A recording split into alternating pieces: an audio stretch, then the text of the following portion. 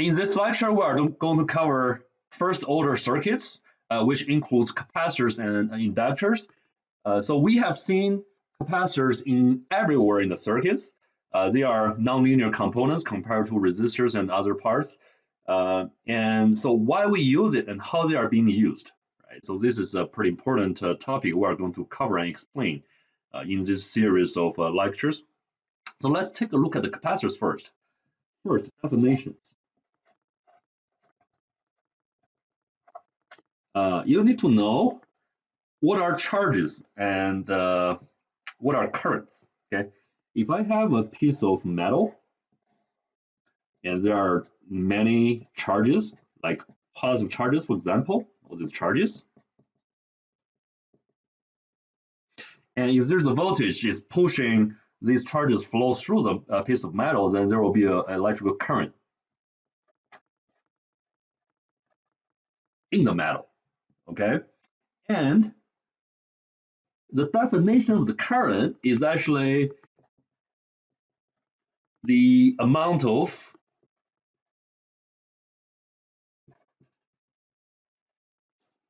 charges flow through a wire in a second. So which means I equals to the amount of charges flow through a piece of metal per second. So it's I equals to Q over T, and Q stands for the charge, and unit for Q is coulomb, or C, and T definitely is second. Right? So I equals to Q over T, and Q equals to I times T. That's one thing you need to know. And the second definition is capacitors. So capacitors are, the collection of all these capacitor. It's a nonlinear component has been used in electrical circuits for a variety of purposes. If you have two pieces of metal plates like this, and have a wire here, and in the middle is dielectric materials, then there will be a capacitor formed. That's a cap, or capacitor. So cap for sure. So that's a capacitor, and the electrical circuits we use a symbol like this to represent the capacitor. And the capacitor has a top plate and bottom plate, and the area of the plate is called A, which is area, and the thickness or the distance between the two plates is called T. And the dielectric constant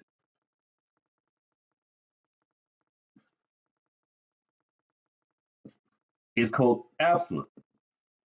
And then there will be a equation being formed in between these two parameters. So it is C equals to epsilon times A over T. So epsilon, which is the dielectric constant, times the area of the plate over the thickness will be the capacitance. So you can change the capacitance by adjusting, A or T. Since this is a constant, you couldn't change it as long as you're using the same material. This cannot be changed, but you can make it larger or make it more further away from the two plates. Then you can change the capacitance of the cap. All right. Because the capacitors are metal plates, so it is able to store charges to the plates. Okay. So if you have positive charges over here and negative charges over here, sorry, I shouldn't go these positive charges. So for example, it's negative charges over here, then there will be a voltage difference between these two plates and will form a voltage difference. That's V between these two plates. And the amount of charges being stored in the plates is Q, and the capacitance can also be represented by V and Q. So remember one thing, Q is always on the top and CV, right? So this probably can help you remember this easier. We are not going to forget it. So Q equals to C times V, or you can say C equals to Q over V, or V equals to Q over C. Remember these ones. All right, so these are the definitions for all the concepts you need to know. And now let's start looking at the models, the fundamental models of the capacitors to see the behavior of a capacitor. So the first one, charge a cup.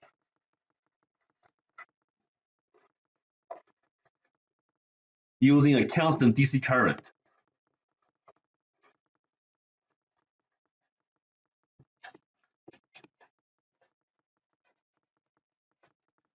So it looks like this. Keep in mind, this is a basic model for a cap. Remember it. It's going to be a little bit different from inductors, but this is a fundamental model. You want to start with learning behavior of caps. So there's a constant DC current source, and it's going to charge up its capacitor in a constant rate because this is not being changed. So whenever the switch is being closed at T0, this current source is going to charge up this cap. You can imagine that this is like a tap water or a faucet is trying to fill up a bucket. So the bucket is actually the cap, and the faucet is a current source. So the difference is dumping electrical current into the cap, and this is dumping water into the bucket. But the same concept. And to describe this behavior, there's a fundamental equation for capacitors, which is I equals to C dV dt, or C delta V delta T. And because we are having a VCT here, which is a function of T, so I will just add this little thing over here. So the voltage is going to change in terms of time because of the current is dumping charges into the cap, which makes sense, right? And keep in mind another thing, whenever we are using, so the currents are vectors, and we are having a positive current over here, and we are defining the current flowing into the cap as the positive direction for the current. Keep in mind, okay? That's a fundamental model for a cap we're going to use in everywhere. Whenever you are using this function, using the behavior in the circuit, you need to start from here. So the current is flowing inside the cap, is being treated as positive. Otherwise, it's negative current. All right, keep in mind. And this function, you can convert it slightly into this.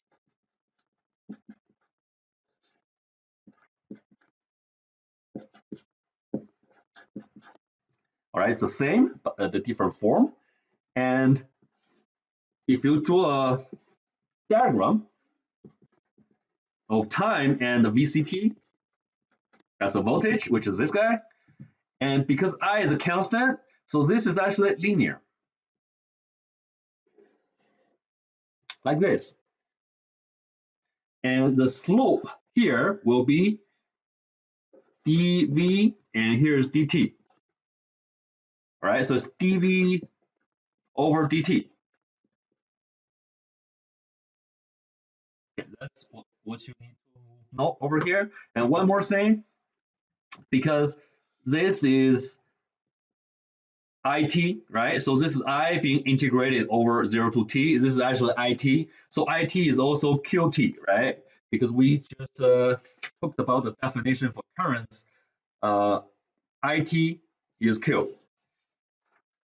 T is a variable, so IT will be Q as a function of T.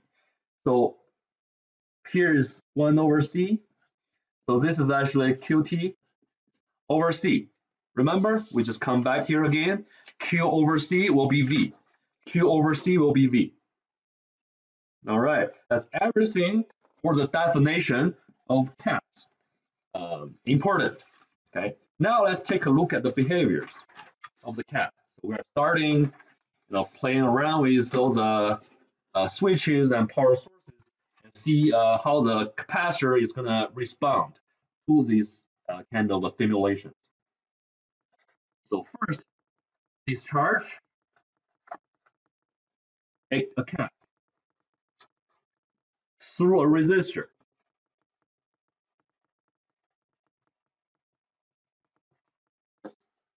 Here's a cap, has an initial voltage on that, and here's a resistor trying to consume or dissipate the energy being stored in the cap at the very beginning. And at T0, I'm going to close the switch to discharge all the charges inside the cap to this 1K resistor. And this is plus minus, that will be VCT, that's a function of the voltage across the cap, because this is the same voltage here applied to here, even though this is a same voltage across a resistor, they share the same voltage nodes. So VCT is over here as well, right? So now let's think about it. After T0, the switch is closed, the charges are going to be transferred to the resistor, and because the resistor will create power or energy because of the charge, so it's going to consume all the charges and transfer all the energy into a heat. So the question is, what is VCT? Right? It's asking for VCT, and you don't need to calculate it because this is a function over T. You just need to get an equation or function to represent VCT using all the other known or given parameters in the circuit. Think about it. So according to the equation we just built up over here, remember the current going inside the cap will be positive, but over here after you close the switch, the current is actually flowing out from the cap, so the current will be negative. And another question is, what is the current? The current is CdV dt, right? Remember, CdV dt. So we should write down minus CdVCT dt first, which is a current. Okay, and this equals to what? Since we know this is also VCT and we know a resistance, so we can write down another term according to Ohm's law. These two terms should be equal to each other. Okay, and now things becomes easier because we can calculate VCT using a simple integration based on this equation which is given right now. Okay, now let's try to move move C to here. So we are getting 1 over RC, a negative, and integrate from 0 to T dt. We are moving dt to here as well. And then we move VCT over here. So we are getting V init, because the initial voltage is already stored in the voltage because of something, like some user already stored voltages over there in the past. And it's going to be discharged to VCT anytime point, the voltage at any time point, and dVCT over VCT, because VCT is still here, it will be moved over here, so you have to be at the denominator, right? So that's whatever you are getting here, and because this is linear, so it is literally one T over RC equals to, this is natural log of VCT. So it's going to be natural log VCT and VCT over V init. And of course, this is equal to natural log VCT minus natural log V init, which is also natural log VCT over V init. All right. And so this is what you are getting right now. And we can convert it into this e to the power of this equals to e to the power of this VCT over V init, and which is actually VCT, sorry, over V init. And now you can find out VCT is actually V init times E minus T over RC. So this is how you discharge a cap through a resistor. And there are many other ways to discharge a cap. And but since we have already calculated this one, and I'm going to use this equation to calculate the VCT in one example. Example one, I have a cap, there's a switch, resistor, and initial voltage is 5 volts. C is 1 microfarad, and at T0, close the switch, and plus minus VCT, and this is 1 k ohms resistor. So the question is, what is VCT?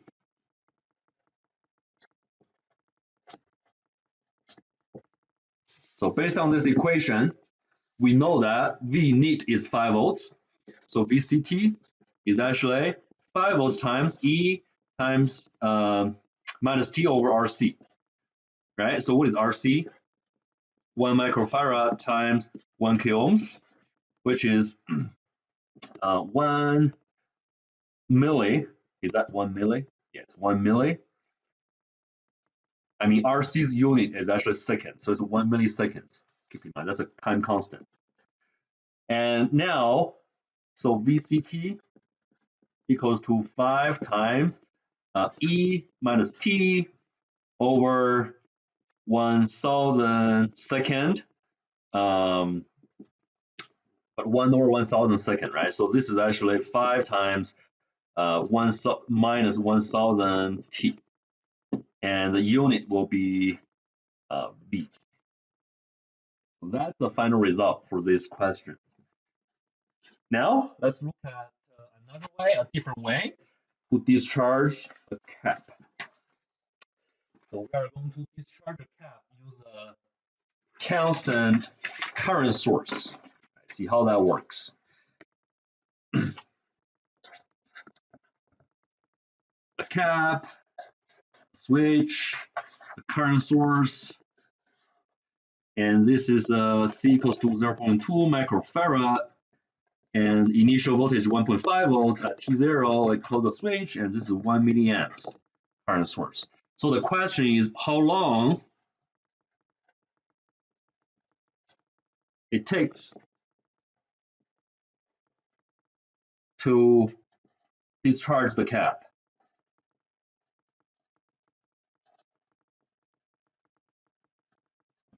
How long it takes to discharge the cap. Still, remember, so C dVdt will be I. And now the current is flowing out from the cap. So it has to be negative 1 milliamps equals to C dVdt. Okay, so that's the equation. And now let's move everything around. So this is giving you 1 over C. And it's a 0 to T since we are trying to calculate T and how long it takes, right? So how long means what's the time point? It's going to discharge everything.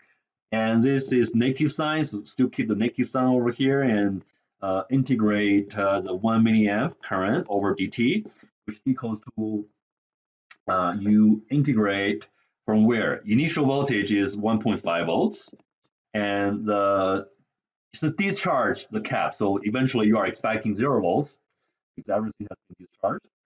And this is integrating VCT. So you need a d VCT over there since you don't have any other things. It's just directly dVCT. And this is going to give you a 1 milliamp over C. So this is actually minus 1 milliamp times T over the capacitance, which is 0.2 microfarad.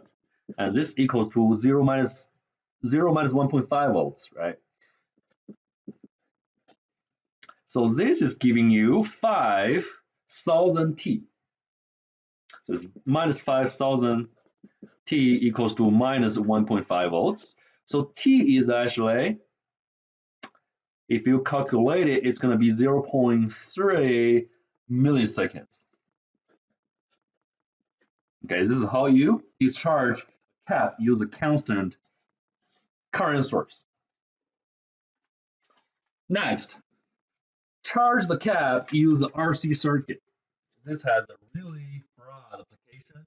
This is actually the fundamental model to calculate the time delay caused by any of these nonlinear electrical components like capacitors. So this example 3, charge the cap using an RC circuit.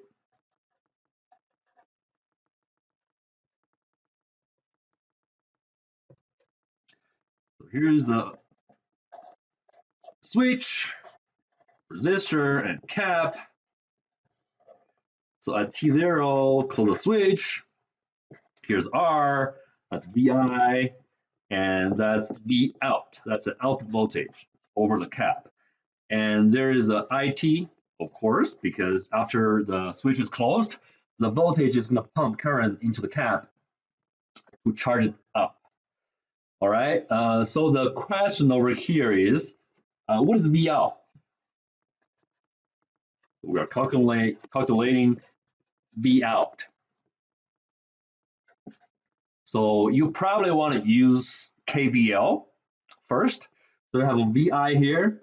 VI must be R times IT, which is Ohm's law, the voltage drop across here, plus VOT here. Right? So 1 voltage equals to this plus this. That's the first equation you have. And the second equation, of course, the standard classic capacitor equation.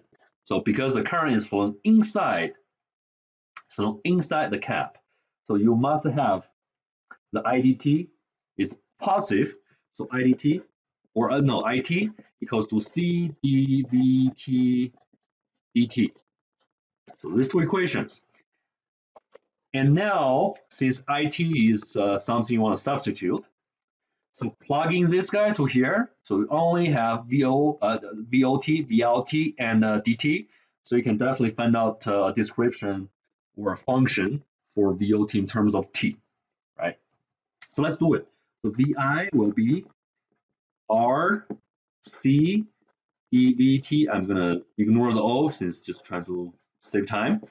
RC dVT dt, sorry, plus VT. Okay.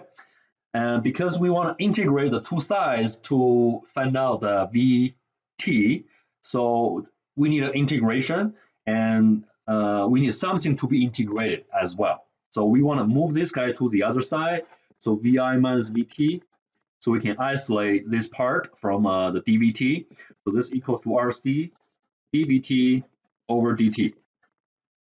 And next, so we can definitely integrate the RC over dt. So we want to move this part to here and move this part to the right. So we can probably make it work. So it's going to be R1 over RC dt equals to 1 over VI minus VT dVT. It's closer to what we want. And now try to integrate it on both sides.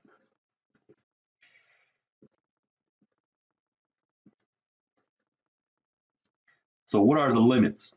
Here definitely start from time 0, so it's T0 to T. Here it should be finally VOT on the top, and initially the voltage is 0, so it's 0 to VOT. All right. here's a thing. You probably want to transform this one to a format that is easier for you to integrate it. So you can see the term here is vi minus vt, but the variable is only just a vt. So we probably want to convert it into something, convert this part to vi minus vt, so we can directly get a natural log out of the integration. So what we want to do is we convert this guy to dvi minus vt. So we are adding a minus sign over here, so we have to invert it after that. And then this one is not being changed, but the limits has to be changed because the variable has been changed. So whatever has been changed over here is actually whatever here being inverted and adding vi. So 0 being inverted is still 0, adding vi is going to be vi. This one will be vi minus vot or vt. All right, let's just say vt, trying to be consistent. So in that case, this equals is going to be minus, if you integrate this part, you're actually getting minus natural log vi minus vt minus natural log of vi, because over here, and that's a result for this integration, and this equals to t over rc after the integration of the left part. So that's what you are getting, and this is also minus natural log of vi minus vt over vi. Okay, this is pretty important. Just pay attention here. And this is vi minus vt, and then we can do something definitely. We do the exponential on the two sides. So you are getting e, move the negative sign over here. So it's minus t over rc equals to vi minus vt over vi, which is also 1 minus vt over vi, right? Then vt will be vi times 1 minus e over t minus t over rc. So that's the conclusion. If you charge up a cap, use the RC circuit like that, VO will be something like this. This has a really broad application because if you have a circuit like this, and if the source here is a step function, like a square wave, right? Then the behavior at the output will be something like this. It takes time to charge up the cap. So in that case, for example, we draw it here, and that's VI, right? That's VI.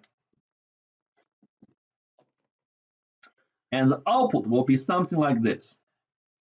It takes time to charge up the cap, right? So that's VO T. And we define 50% of the voltage here, the time period between the 50% of the voltage, full voltage from VI and VL, we call it the time delay, or TD. So you know that if you have an RC circuit, you are going to have a time delay in the circuit. And how to calculate TD? We have to use this equation, all right?